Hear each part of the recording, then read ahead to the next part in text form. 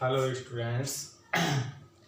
आज हम 11th की सम बेसिक कॉन्सेप्ट की सेकंड लेक्चर को स्टार्ट करने के लिए जा रहे हैं। लेक्चर टॉपिक है हमारा some basic concept of chemistry. ठीक है, और लेक्चर 2।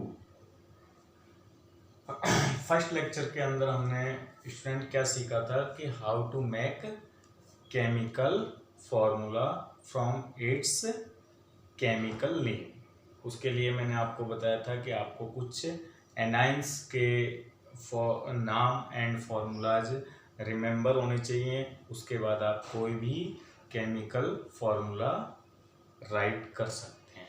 ठीक है, तो पिछली क्लास जो थी वो 9th क्लास पर बेस्ड थी। आज लेक्चर सेकंड के अंदर हम ये सीखेंगे कि किसी भी मॉलिक्यूल का और कंपाउंड का फॉर्मूला किस तरह से रिप्रेजेंट किया जाता है, उसे एक्सप्रेस किस तरह से किया जाता है। तो फर्स्ट ऑफ देम हम पढ़ते हैं composition.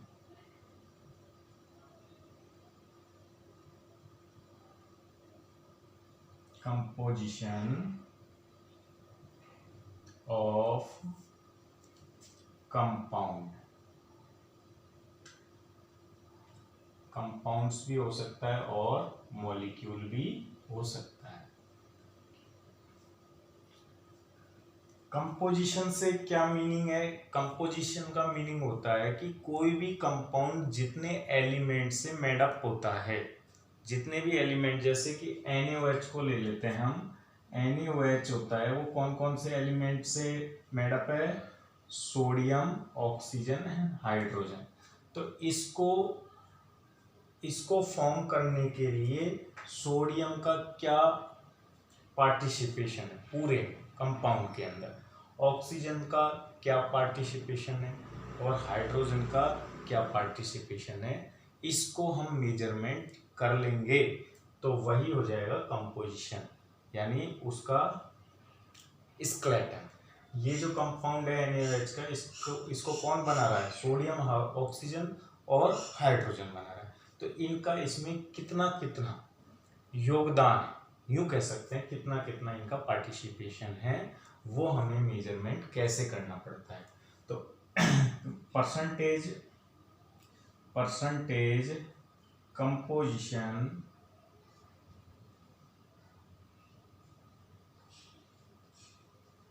Of an element equal to mass of element divided by total mass of compound into 100। इस फॉर्मूले से हम किसी भी कंपाउंड, किसी भी एलिमेंट का कंपोजिशन उस पूरे कंपाउंड में मेजर कर सकते हैं। क्लियर? तो जैसे कि अभी मैं आपको दे देता हूं इसी फॉर्मूले पे वैसे क्वेश्चन, जैसे क्वेश्चन हमारा है find out the composition of carbon, hydrogen and oxygen in glucose molecule. ठीक है, ग्लूकोज मॉलिक्यूल के अंदर हमें कार्बन, हाइड्रोजन और ऑक्सीजन का परसेंटेज कंपोजिशन फाइंड आउट करना है। तो हम कैसे फाइंड आउट करेंगे? तो इसे फाइंड आउट करने के लिए हमें क्या करना होगा? पहले ग्लूकोज का मॉलिक्यूलर फॉर्मूला लिखना होगा। तो मॉलिक्यूलर फॉर्मूला लिखते हैं। तो वेरी वेल, ग्लूकोज का मॉलिक्यूलर फॉर्मूला क्या होता होगा, सोचिए। तो आपको मैं बता दूं कि ग्लूकोज का जो मॉलिक्यूलर फॉर्मूला होता है वो होता है C6H12O6। तो molecular formula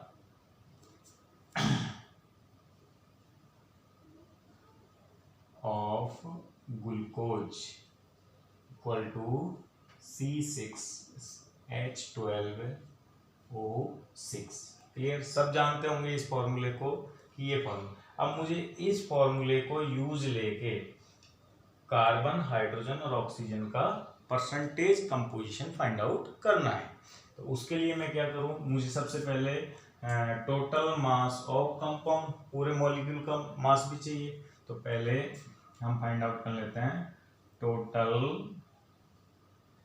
mass of glucose.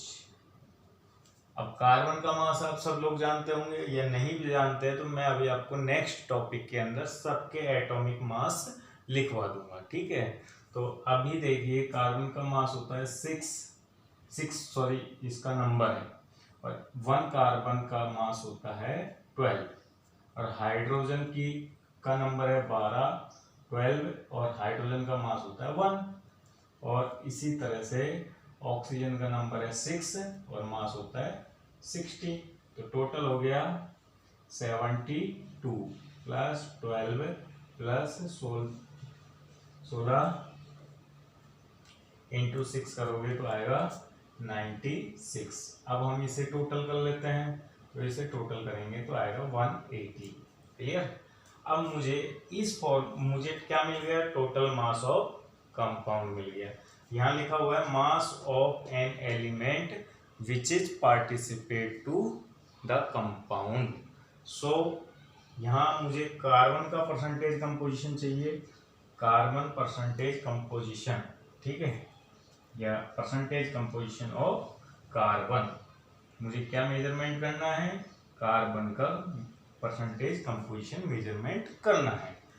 इसे फाइंड आउट करने के लिए मैं क्या करता हूँ, मैं इस फॉर्मूले को यूज लेता हूँ।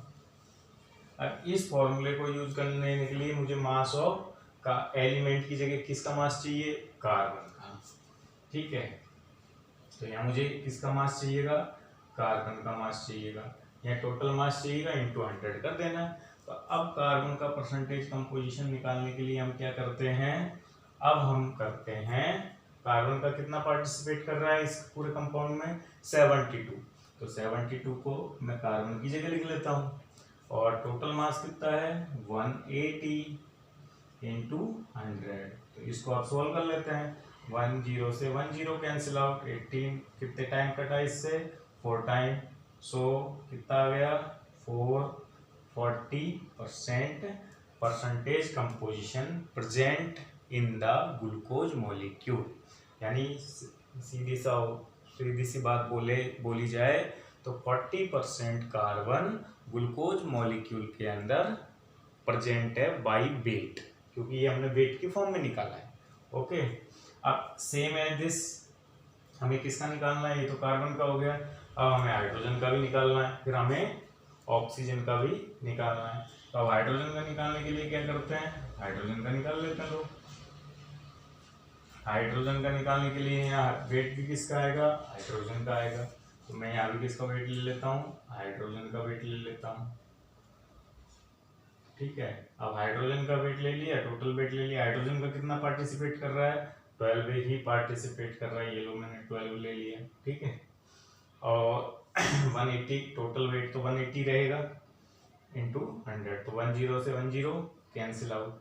तो अब क्या आएगा, अब आएगा 120 यहाँ से हो गया अपॉन 18, यानी इसको काटते हैं तो 6.67%, यानी हाइड्रोजन 6.67% प्रेजेंट है किसके अंदर, ग्लूकोज मॉलिक्यूल के अंदर प्रेजेंट है। सेम है दिस, हाइड्रोजन के बाद अब हमारा क्या बचा, ऑक्सीजन। ऑक्सीजन बचा है, अब हम उसको दो तरह से कैलकुलेट कर सकते हैं। फर्स्ट ऑफ देम यही फॉर्मूला यूज करके हम उसे कैलकुलेट कर सकते हैं। या सेकंड तरीका क्या है कि हम भी जानते हैं कि परसेंटेज फॉर्म कि कितने से बताया जाता है 100 में से, आउट ऑफ 100। तो अगर कार्बन 40% है और हाइड्रोजन 6.67% है तो नेक्स्ट ऑक्सीजन रिमेनिंग होगा। क्लियर? तो रिमेनिंग कैलकुलेट कर लीजिए या फिर इस फॉर्मूले को यूज कर लीजिए। तो बेटर रहेगा कि हम रिमेनिंग को कैलकुलेट कर लेते हैं क्योंकि इस फॉर्मूले से हमने 2 का कंपोजिशन निकालना सीखा है।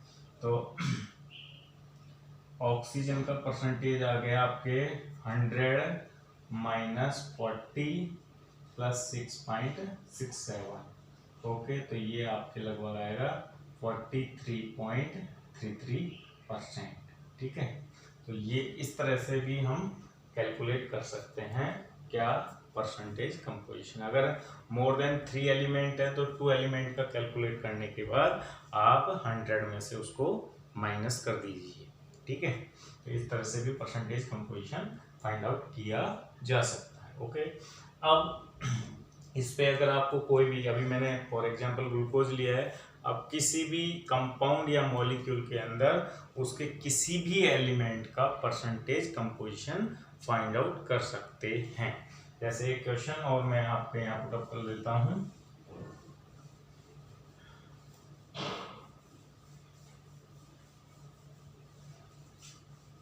Let's another example for percentage composition. It is find out the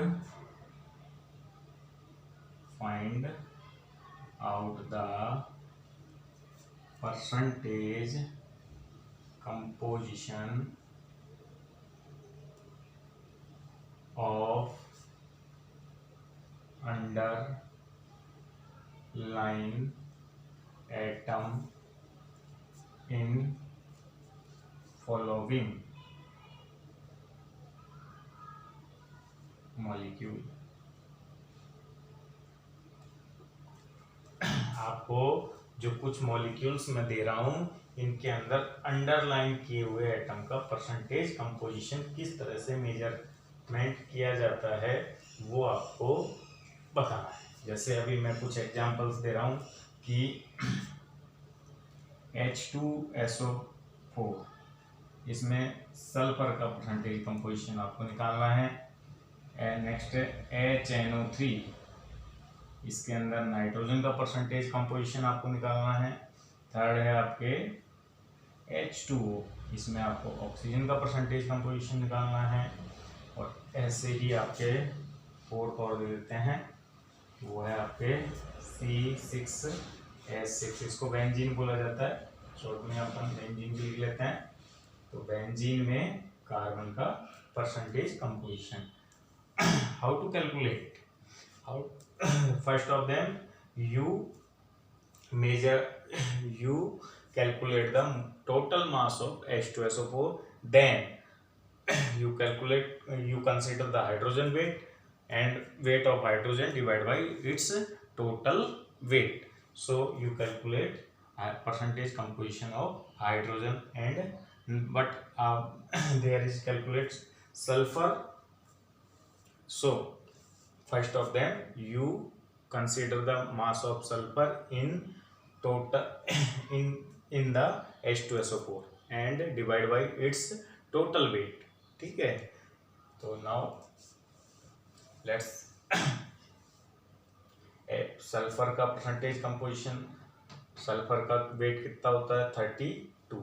okay, तो 32 होने के बाद टोटल वेट निकालेंगे तो हाइड्रोजन का 2, सल्फर का 32 एंड ऑक्सीजन का 4 × 16। ठीक है, into 100।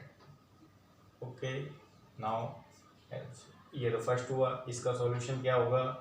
Percentage composition of nitrogen, तो नाइट्रोजन का वेट कितना कंसिडर किया जाएगा 14 एंड टोटल वेट 1 + 14 + 3 × 16 × 100, ये इसका हो जाएगा। एंड ऑक्सीजन का कैसे कैलकुलेट करेंगे? ऑक्सीजन का कैलकुलेट करने के लिए ऑक्सीजन का weight 80 sorry 16 divide by total weight hydrogen का 2 एंड ऑक्सीजन का 16 इंटू 100। तो ऐसे ऑक्सीजन का कैलकुलेट करेंगे, ठीक है। ऐसे ही बेंजीन में से आप कार्बन का 16 into 6 sorry 12 into 6 72 divide by 78 into 100, ठीक है। तो ये इस तरह से आप किसी भी कंपाउंड के अंदर परसेंटेज कंपोजिशन कैलकुलेट कर सकते हैं, ठीक है। तो इन परसेंटेज कंपोजिशन आपको बहुत ज़्यादा हेल्प करेगा कुछ क्वेश्चंस को सॉल्व करने के लिए, ठीक है। और molecular formula and empirical formula also calculate by percentage composition, ठीक है।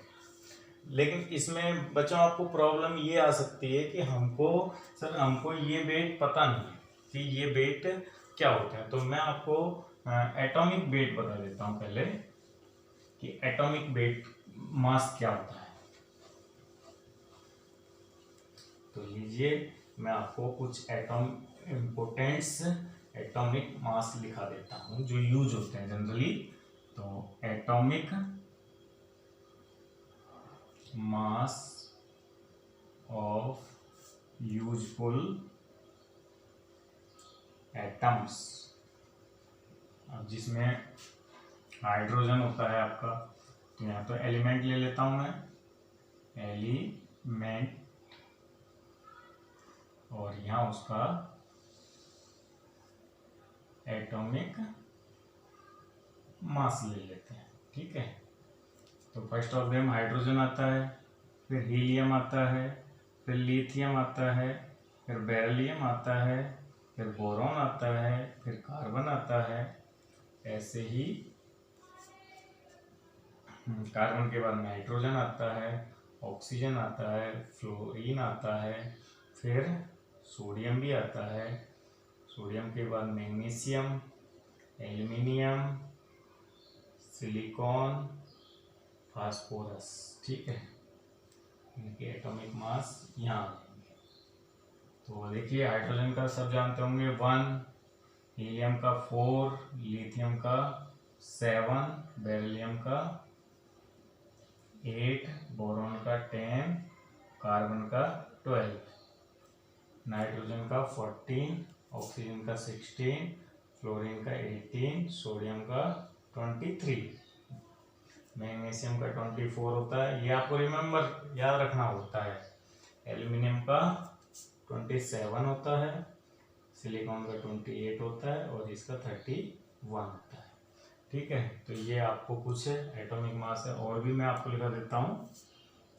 जैसे सल्फर का 32 होता है, क्लोरीन का 35.5 कंसीडर किया जाता है, क्लोरीन के बाद ऑर्गन का 36 कंसीडर करें, पोटेशियम का 39 और कैल्शियम का 40। कैल्शियम के बाद आपके यूज आता है क्रोमियम जिसमें का 52 और Fe आयरन का आता है 56 और कॉपर का 63। तो ये भी आपको ज़्यादा से ज़्यादा इनकी ज़रूरत होती है जो मैंने आपको लिखा दी, ठीक है। तो अब ये सेकंड लेक्चर के अंदर मैंने आपको परसेंटेज कंपोजिशन कैसे लिखते हैं ये आपको सिखाया है। आप इन्हें सीखिए, इन पर प्रैक्टिस कीजिए, फिर उसके बाद हम नेक्स्ट टॉपिक लेक्चर 3 के अंदर मॉलिक्यूलर फार्मूला और एम्पेरिकल फार्मूला ये सीखेंगे जिन्हें आप 9th क्लास में भी पढ़े होंगे, ठीक है। थैंक यू बेटा।